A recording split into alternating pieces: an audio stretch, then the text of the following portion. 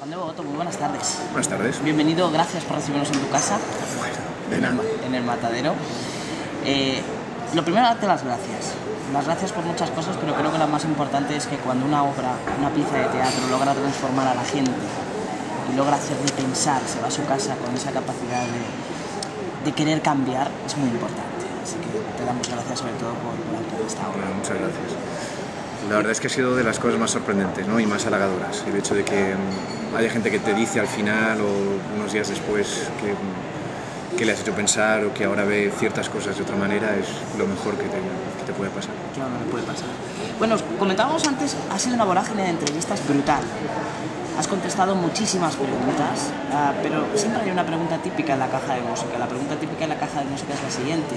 Después de tantas entrevistas, después de tantas preguntas, ¿te ha quedado algo pendiente por contar de un trozo invisible de este mundo? La verdad es que no lo sé. Es verdad que hemos hecho un montón de entrevistas, es verdad que hemos respondido a un montón de preguntas, pero creo que si algo queda pendiente por contar, se cuenta en la obra. Si hay algo que yo no he sabido explicar en las entrevistas sobre el trabajo que hacemos, imagino que es algo que se explicará solo con la función en sí misma, o quiero pensarlo. Mira, tuvimos para nosotros los dos grandes Fernandos de la escena española, Fernando Tejero y Fernando Guillén Cuervo, que nos daban una definición de vuestra profesión maravillosa. Decían que a los actores, actrices, sois grandes mentirosos y convertís mentiras en grandes verdades. Fernando Guillén daba un toquecito y decía que sois grandes ficcionadores. A mí me gustaría saber, más que esa mentira, hasta qué grado hay de verdad en este trocito invisible del mundo. Bueno, la verdad es que este es un espectáculo que nace de la verdad y con voluntad de transmitir mucha verdad, en el sentido que hemos intentado poner un espejo, tratar de acercar, de entrar un fragmento de la realidad al que habitualmente no miramos y introducirlo en el teatro, ¿no?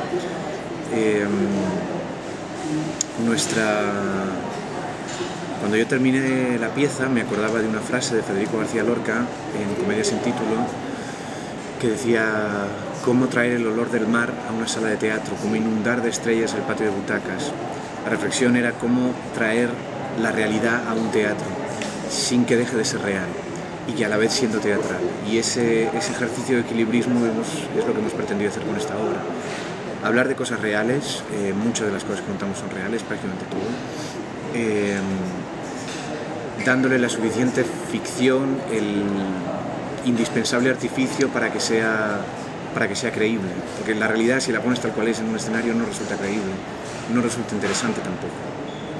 Hay que darle esa dosis de sublimación, esa dosis de ficción, esa dosis de teatralidad para que sea digerible por el espectador.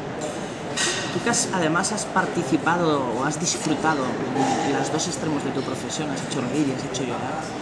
Ahora que estamos con la cruda realidad, digamos así, para alguien como tú, ¿qué es más complicado, hacer reír o llorar?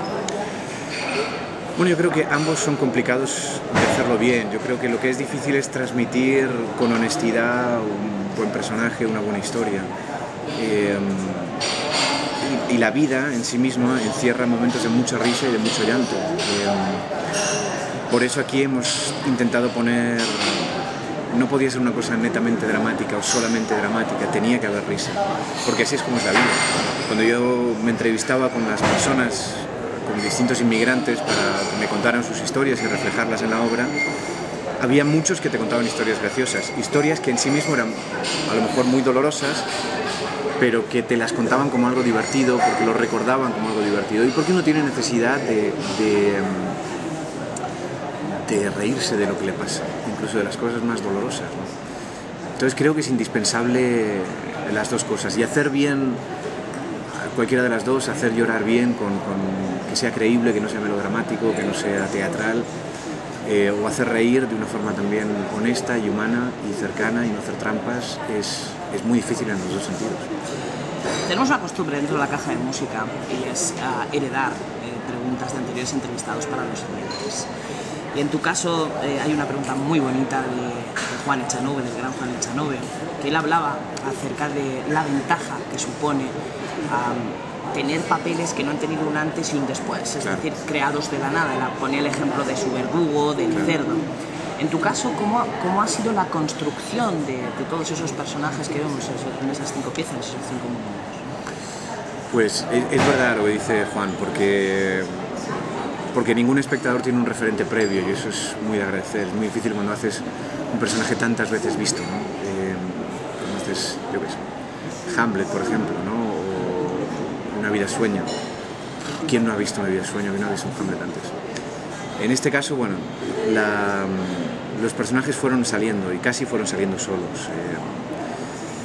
El primero que yo escribí es la última pieza de La Función, es un texto que yo tenía de 2004 y es un exiliado que habla sobre su experiencia en España. Y bueno, hay muchos referentes personales, hay míos, de mi madre fundamentalmente, de gente cercana que conocí de pequeño.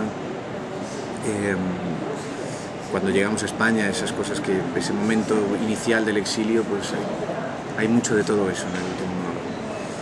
Y en los otros hay, bueno, distintas personas que he ido conociendo, distintas personas que me he ido inventando, pero que de repente los personajes van apareciendo solos. Tú te sientas ahí y tus recuerdos, sin que tú te des cuenta, se van vomitando en tinta y de repente aparecen. Hablando de recuerdos, ¿qué queda de Juan Diego Boto de Juego de Poder? De Juego de Poder, pues bien poco. Bien poco y mucho, no sé, fíjate, yo tenía 5 años cuando hice aquello, fue la primera película que hice. La hice porque vinieron a casa donde vivíamos a hablar con mi madre porque querían que ella hiciera un personaje. Finalmente mi madre no pudo, pero me vieron a mí y dijeron, mira, necesitamos un niño. Y yo estaba, pues, no sé, me verían muy juguetón y para allá que me fui. Era una excusa para faltar al colegio y eso es todo lo que yo sabía en aquel momento. Si voy a esto, voy al cole, pues mira que bien. Y me habían prometido que me iban a regalar caramelos. Y así entré yo en el mundo del cine. Yo lo recuerdo como un juego, como me decían lo que tenía que hacer y jugaba, igual que jugaba con mis amigos a indios y vaqueros o a superhéroes, pues igual jugaba a lo que me decían. Para nosotros hay una pregunta muy importante dentro de la clase de música, que es la pregunta Miguel de Unamuno. Miguel de Unamuno hizo una grandísima novela en la que los protagonistas, los personajes, visitaban a su autor. En tu currículum profesional hay innumerable muestra de además de personajes muy distintos y de extremos. Si hoy entraran por la puerta, se sentaran aquí con nosotros y miraran a Juan Diego a los ojos, ¿qué crees que le dirían? Y depende de cuál, hay algunos con los estos mismos, los que has creado. Estos de aquí, de La Función, hombre, con algunos me entendería bien. Con el del último monólogo me entendería bien y seguramente podríamos hablar del desarraigo, de la soledad, de que no está tan mal. Le aconsejaría que volviera a Buenos Aires. Con el delator, con Turquito, sería más difícil hablar, porque es un tipo que tiene mucho dolor. Con la mujer me encantaría hablar, es una mujer que ha pasado por un centro de entrenamiento para extranjeros y que seguramente me encantaría decirle que su hijo la recuerda con mucho cariño. Con el pobre muchacho que habla desde el locutorio, le compraría un teléfono móvil y con el primero seguramente tendríamos pocas cosas que hablar, porque es un tipo que se cree muy listo, demasiado listo. Tuvimos también a Moncho Armendáriz en la caja de música y nos dejó una pregunta recuerdo para ti. Hicisteis juntos Historias del Cronen, una película que marcó un antes y un después en la manera de contar historias en el cine. Si nos preguntaba si recordarías alguna anécdota que recuerdes con cariño de tu rodaje. De Historias del Cronen recuerdo un montón. Para mí fue una película tan especial y entre otras cosas por conocer a Moncho, con el que todavía a día de hoy tengo una enorme amistad. Pero anécdotas. Recuerdo cuando entramos en el Teatro Real, esas escenas que rodamos en el Teatro Real cuando todavía estaba en construcción. Y nos subimos un andamio y yo estaba muerto de vértigo. Y recuerdo haber visto ese teatro que todavía no estaba terminado, que éramos de los primeros que entrábamos ahí. Recuerdo el día que trabajamos en la Sala Revolver, 19 horas seguidas, que parte de la figuración se sublevó. Casi no pudimos terminar el rodaje.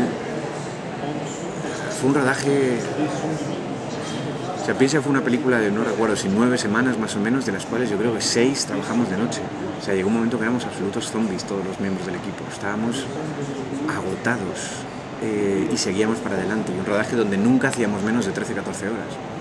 Un rodaje muy duro, pero a la vez mágico. Para mí, completamente mágico. Mira, ya han transcurrido muchas cajas de música, pero hay algo especial que hemos notado últimamente, que llegado el caso, los actores llegáis a utilizar frases o fragmentos de vuestros propios personajes en la vida real. ¿Te ha llegado alguna vez? ¿Te has dado cuenta de decir, esto pertenece a...? Sí, pasa. Pasa, es inevitable, y además es bonito porque cada personaje te deja algo. Hay algo que se te queda de cada personaje, del muchacho del Cronen, de H, de Martin H, hay algo que se te queda. Del padre de la última película de Achero. Hay cosas que se te impregnan, o formas de ver el mundo que antes no hubieras imaginado y que sin embargo a partir de entonces están en ti. No creo que sea algo muy consciente, es algo que imagino que hacemos sin darnos cuenta. Como todo en la vida, ¿no? Esto es como cuando tienes un amigo que dice una frase que te gusta mucho y de repente te la apropias. Pues tu personaje vendría a ser ese amigo que te ha dicho una frase que te gusta mucho.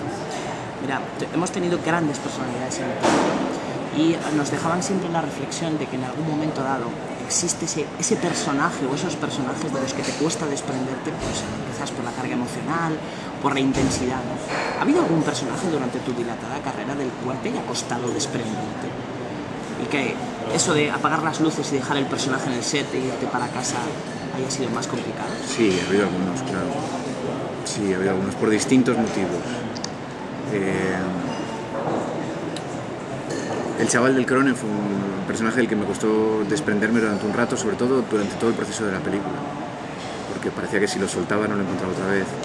H, de Martin H, también. O recuerdo, por ejemplo, el asesino de Plenilunio, fue un personaje que porque meterme ahí fue mucho trabajo y una vez que entré me costó mucho salir.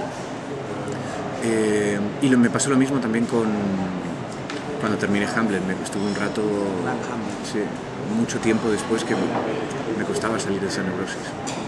¿Es tu mayor crítico, Juan? Posiblemente sí. ¿Sí? Bueno, casi sin lugar a dudas, sí. ¿Hacemos un ejercicio de autocrítica pequeño? Bueno. Vamos a intentarlo.